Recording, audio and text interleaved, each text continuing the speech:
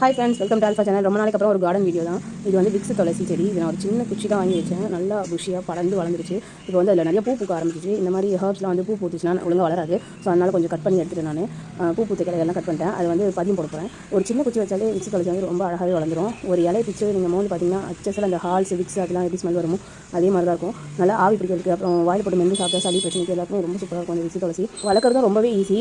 தண்ணி மட்டும் கொடுத்தாலே போதும், எந்த மெயின்டெனன்ஸுமே கிடையாது. புதினா குச்சியை வளர்க்குற மாதிரி தான். அழகாக குச்சி வச்சாலே அதை வளர்ந்துடும். அதுக்கப்புறம் அந்த கேசவர்த்தினியும் அதே மாதிரி தான் சின்ன செடி தான் வாங்கி வச்சேன். நல்லா மரம் மாதிரி குட்டி மரம் மாதிரியே வளர்ந்துருச்சு. இதோட பூக்களே குட்டி குட்டியாக லாவெண்டர் கலரில் ரொம்பவே அழகாக இருக்கும் பார்க்கறதுக்கு. இது எங்கள் பாப்பாக்கு வந்து கேசவர்த்தினி ஹேர் ஆயில் செய்யறதுக்காக நான் இந்த செடி வாங்கி வச்சேன். நிறைய வாட்டி இதில் கட் பண்ணிட்டேன். சூப்பராக வளர்ந்துட்டே இருக்குது.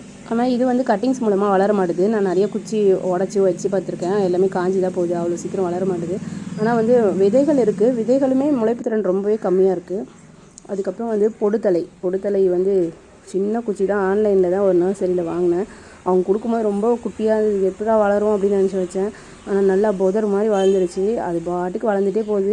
கீழே வரைக்கும் போய் காஞ்சிருச்சு. இப்போ கட் பண்ணி விடணும். கொஞ்சம் நிறைய வாட்டி இதுலேருந்து கட் பண்ணி எடுத்துட்டேன். எடுக்க வளர்ந்துட்டே இருக்கு. என்ன காய்ச்ச வேண்டியது இருக்குது, அப்போ கட் பண்ணிக்கலான்னு விட்டு வச்சுருக்கேன். இந்த விக்ஸ் துளசியும் பொடுதலையும் நான் வந்து நிறைய பேருக்கு ஷேர் பண்ணியிருக்கேன். அழகாக ஒரு குச்சி வச்சாலே சூப்பராக வளர்ந்துடும். இதையும் நான் இப்போ கட் பண்ணி பதியம் போட போகிறேன். இது வந்து உங்களுக்கு யாருக்காச்சும் வேணும்னா சொல்லுங்கள், நான் கண்டிப்பாக தரேன். சேம் புதினா மாதிரியே தான். அந்த இலைகளெல்லாம் எடுத்துகிட்டு அந்த குச்சிகளை மட்டும் நட்டு வச்சாலே சூப்பராக வளர்ந்துடும். இந்த இலைகளெல்லாம் பசங்களுக்கு கஷாயம் போட்டு கொடுத்துட்டு குச்சியை நட்டு வைக்க போகிறேன். உங்களுக்கு யாருக்காச்சும் வேணும்னா கண்டிப்பாக சொல்லுங்கள், ஷேர் பண்ணுறேன். நம்ம சேனலில் எப்படியும் ஒரு 100 இல்லை 150 வியூஸ் தான் போகும். ஸோ அதில் யாராச்சும் ஒருத்தருக்கு யூஸ் ஆனாலும் சரி, நான் வந்து இந்த கட்டிங்ஸ் வந்து ஷேர் பண்ணுறேன். இப்போ பாருங்கள், இது நான் உடஞ்சி விழுந்த ஒரு குட்டி கிளையை தான் நட்டு வச்சேன். அழகாக வளர்ந்துருக்கு. ஆனால் கேசவர்தினி பாருங்கள் நட்டு வச்சுருக்கேன். அது காஞ்சி போயிடுச்சு. முழுசாக காயில் பார்க்கலாம், ஒரு வேளை வளர்ந்தாலும் வளரும். ஆனால் வந்து விதைகள் போட்டால் வளருது. ஆனால் ரொம்ப முளைப்பு திறன் இருக்க மாட்டுது. நிறைய விதைகள் போட்டால் 1 2 வளருது. அந்த பூக்களை வந்து நல்லா செடியிலே காய விட்டு ட்ரை ஆன பிறகு எடுத்து இந்த மாதிரி உதிர்த்திங்கன்னா அதுலேருந்து விதைகள் கிடைக்கிது.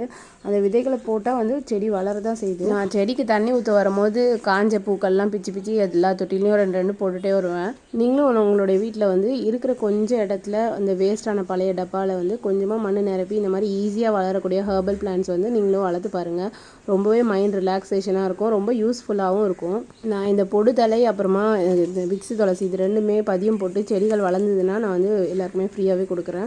நான் சேனலில் அப்டேட் கொடுக்குறேன். நீங்கள் சேனலில் சப்ஸ்கிரைப் பண்ணி வச்சுக்கோங்க. இதை பாருங்கள், அந்த விதைகள் போட்டு கேசவர்தினி குட்டி செடியாக அழகாக வளர்ந்துருக்கு.